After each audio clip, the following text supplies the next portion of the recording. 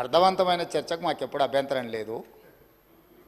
కానీ అబద్ధాల ప్రాతిపదికన ప్రజలు శిక్షించిన తర్వాత కూడా ఇంకా ఇదే ఊకదంపుడు ఉపన్యాసాలతోని ప్రజల్ని మభ్యపెట్టాలని చూస్తే ప్రజలేమో అమాయకులు కాదు సార్.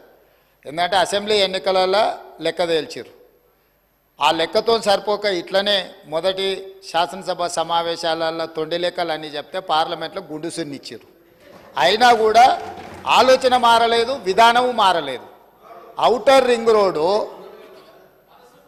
159 కిలోమీటర్లు ఆనాడు కాంగ్రెస్ పార్టీ అద్భుతంగా ప్రపంచానికే ఆదర్శంగా ఉండే ఔటర్ రింగ్ రోడ్డును నిర్మిస్తే లక్షల కోట్ల రూపాయల విలువైన ఔటర్ రింగ్ రోడ్డును పల్లి బఠానీలకు అమ్ముకున్నట్టు 7,000 కోట్ల రూపాయలకు అమ్మి తెగనమ్మి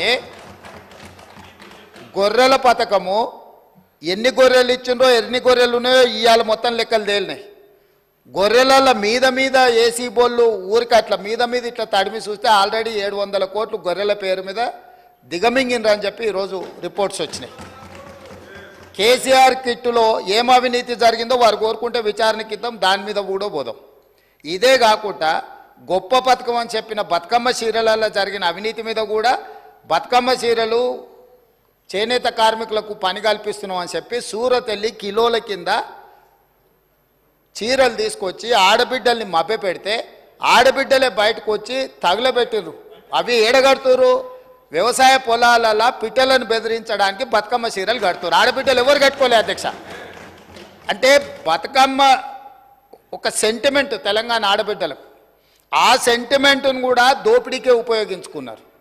గొర్రెలు మా యాదవ్ సోదరులు అమాయకులు, మంచోళ్ళు, నమ్మితే ప్రాణం ఇచ్చేటోళ్ళు మా కుర్మ యాదవ్ సోదరులను అడ్డం పెట్టుకొని 100,000 కోట్ల రూపాయలు కొల్లగొట్టి మింగుతే ఇవాళ వాళ్ళ పంపకాలలో పంచాయతీలు వస్తే పోలీస్ స్టేషన్లో వాళ్ళే ఫిర్యాదు చేసుకుంటే ఆ కేసు ఏసీబీ విచారణకు తీసుకుంటే ఇవాళ ఇప్పటికే మీదనే 700 కోట్ల రూపాయలు వచ్చినాయన్నారు. ఇప్పుడు ఈడోళ్ళు వచ్చి కూర్చున్నారు. అదేవిధంగా మొన్నటి వరకు పదే మమ్మల్ని సవాల్ విసిరిండ్రు. ఏమని? అసలు కాళేశ్వరం మీద మేము పెట్టిందే 80,000 కోట్లు, కాళేశ్వరం ప్రాజెక్టే 80,000 కోట్లు అయితే 1,00,000 కోట్ల రూపాయల అవినీతి ఎట్లా జరిగింది? రాహుల్ గాంధీ గారు లీడర్ కాదు రీడరు అని ఇట్లాంటి మాటలు వీళ్ళే మాట్లాడారు. ఇప్పుడేమంటుండు? ఇప్పటి వరకు మేము 94,000 కోట్ల రూపాయలు కాళేశ్వరం ఖర్చు పెట్టినామంటున్నాడు. నిన్నటికి నిన్న పోయి చూసిర్రు ఎట్లా కూలిందో, ఇంకేమైనా మిగిలిందా లేదా అని. ఇవాళ ఇన్ని తప్పిదాలు చేసి ఉన్నాయని నమ్మి రంగారెడ్డి జిల్లాలో తమ రంగారెడ్డి జిల్లా నుంచి రిప్రజెంట్ చేస్తున్నారు అధ్యక్ష. మా మల్రెడ్డి రంగారెడ్డి గారు ఎప్పుడు మొత్తుకుంటుంటారు, అన్నీ మా భూములు అమ్ముకున్నారు, కనీసం మాకు రోడ్లు కూడా వేయలేదు, మా డ్రైనేజ్కి కనీసం మురికి కాలువలు కట్టుకోనికి కూడా నిధులు ఇవ్వలేదు, మా కాలేజీలు కూడా కట్టుకోవడానికి నిధులు ఇవ్వలేదని మా మల్రెడ్డి రంగారెడ్డి గారు అంటుంటారు. ఎన్ని వేల కోట్ల రూపాయల భూములు అమ్మినరో ఇవాళ లెక్క తీద్దాం అధ్యక్ష. ఇవాళ అప్పుల లెక్క ఏదైతే చెప్తుండో అమ్ముకున్న లెక్కలు చెప్తలేడు. ఇవాళ మేము ఇది కట్టినాం, మేము అది కట్టినాం, ఈ కట్టడాలు చెప్తున్నాం. అమ్ముకున్న లెక్కలు కూడా తెలవాలి కదా అధ్యక్ష. మనకి తాతలు ముత్తాతలు ఆర్నమెంట్స్ ఇస్తారు, ఆస్తులు ఇస్తారు, బంగారం ఇస్తారు. మనకి ఇంట్లో ఆడబిడ్డలకు ఉండనీక అని చెప్పి బంగారం ఆభరణాలు ఇస్తారు. కానీ ఇంట్లో ఎవరో ఒకరు వ్యసనాలకు లోనయ్యి తాగుడుకో జూదానికో అలవాటు పడి తాతలు ముత్తాతల నుంచి వచ్చిన బంగారం అంతా తెగ నమ్ముకుంటారు, భూములు తాకట్టు పెడతారు.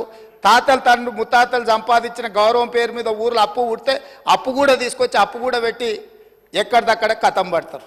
ఇవాళ 10 ఏళ్ళైనా అధ్యక్ష నేను మిమ్మల్ని ఒకటే మాట్లాడగదలుచుకున్నా.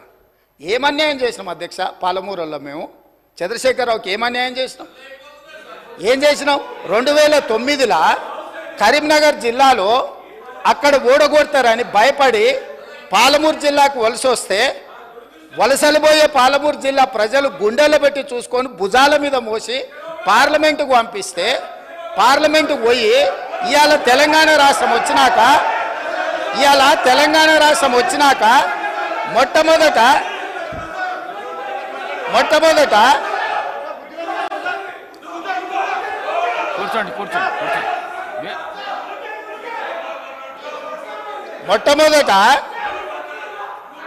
ఆనాడు ఆదరించి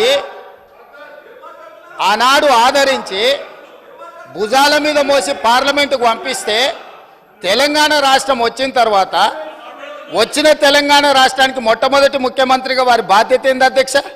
పాలమూరు జిల్లా ప్రాజెక్టులు పూర్తి చేయొద్దా అధ్యక్ష?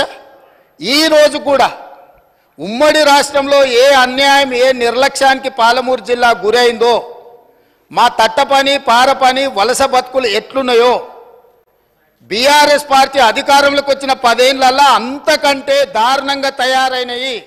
ఇవాళ 10 ఏళ్ల తెలంగాణ రాష్ట్రంలో కూడా అదే కల్వకుర్తి, భీమా, నెట్టంపాడు, కోయిల్ సాగరు, పాలమూరు రంగారెడ్డి ఎత్తిపోతల, సంగంబండ, రాజోలి బండ, జూరాల ఏ ప్రాజెక్టు కూడా ఈ 10 సంవత్సరాలలో దాదాపుగా 17.5 లక్షల కోట్లు అప్పులు లెక్కలైతే 20 లక్షల పైన కోట్ల రూపాయలు ఖర్చు పెట్టినా మా పాలమూరు జిల్లా ప్రాజెక్టులు పూర్తి కాకపోవడానికి వీళ్ళ దుర్మార్గం కారణం కాదా? ఈరోజు రంగారెడ్డి జిల్లా ఆనాడు మీరు కానీ అక్కడ కూర్చున్న వాళ్ళు కానీ రాజశేఖర రెడ్డి గారిని ఒప్పించి ప్రాణహితలో ప్రారంభమయ్యే ప్రాజెక్టును చేవెళ్లకు తీసుకొచ్చి చేవెళ్లలో శిలాఫలకం వేపించి చేవెళ్ల ప్రాంతంలో రంగారెడ్డి జిల్లాలో 1000 కోట్ల రూపాయలు ఖర్చు పెట్టిన ప్రాజెక్టులను రంగారెడ్డి జిల్లాను ఎడారిగా మార్చడానికి మెదక్ జిల్లా వరకు నియంత్రించి ఇవాళ 3000 టీఎంసీలు గోదావరి జలాలు సముద్రంలో కలుస్తుంటే సముద్రంలోనైనా గోదావరి జలాలు కలవాలి కానీ చేవెళ్ళకు కానీ వికారాబాద్ కానీ తాండూరు కానీ పరిగికి కానీ కొడంగల్కు కానీ గోదావరి జలాలు ఇవ్వద్దని కుట్ర చేసి ఇదే ఈ రోజు అక్కడ కూర్చున్నోళ్ళు ఆ ఎల్ల అర్ధాంతరంగా అసంపూర్తిగా ఆపిన పనులను పరిశీలించడానికి మనం పోలేదా అధ్యక్ష? చేవెళ్ళ చౌరస్తాలో శిలాఫలకం ముందర మనం నిరసన తెలపలేదా అధ్యక్ష? ఏం పాపం చేసింది అధ్యక్ష రంగారెడ్డి జిల్లా? రంగారెడ్డి జిల్లాలో భూములు అమ్ముకుంటారు, రంగారెడ్డి జిల్లాలో ఉన్న ఆస్తులు అమ్ముకుంటారు. ఇవాళ చేవెళ్ళ ప్రాజెక్టును మొత్తం నిర్వీర్యం చేసి ఇంకా సిగ్గు లేకుండా ఈడికొచ్చి మేము వెలుగబెట్టినామని ఇవాళ ఈడికొచ్చి మాటలు చెప్తుండ్రా? కాంగ్రెస్ పార్టీకి పోయినసారి 19 మంది ఎమ్మెల్యేలు ఉంటే 5 మంది 6 మంది అని ఎట్లా లెక్కలు చెప్తాడు అధ్యక్ష? అధ్యక్ష ఇవాళ తెలంగాణ సమాజం మొన్న జరిగిన శాసనసభ ఎన్నికలలో కాళ్ళు చేతులు ఇరిసేసిండ్రు, అయినా మారకపోతే పార్లమెంట్ ఎన్నికలలో ఉరి తీసిండ్రు. గుండు సున్నా ఇచ్చినాక కూడా బుద్ధి మారకుండా ఇట్లా మాట్లాడు కరెక్ట్ కాదు అధ్యక్ష. విద్యుత్తు మీద కూడా నేను మా మంత్రివర్యులు చెప్తారు, విద్యుత్తులో కేంద్ర ప్రభుత్వాన్ని మేము ఏదో పోరాటాలు చేసినామని తప్పుడు ఒప్పందాలు ఏమేం చేసిండ్రో మీటర్లు పెట్టడానికి ఒప్పుకున్న అనుమతులు ఏంటో అన్ని లెక్కలు తీసి ఇదే సభలో పెట్టి అడుగుతాము. ఇప్పుడు మీ ద్వారా వారు నిజంగానే చాలా నిజాయితీగా నడుపుంటే నేను ఒక్కటే మాట అడుగుతున్నా, బతుకమ్మ చీరల మీద, కేసీఆర్ కిట్ల మీద, గొర్రెల పంపకాల మీద, ఈ 3 పథకాల మీద మీరు గొప్ప పథకాలు అంటున్నారు కదా, దీని మీద విచారణకు సిద్ధంగా ఉన్నారా? దీని మీద సమాధానం చెప్పండి అని నేను అడుగుతున్నా అధ్యక్ష. Speaker sir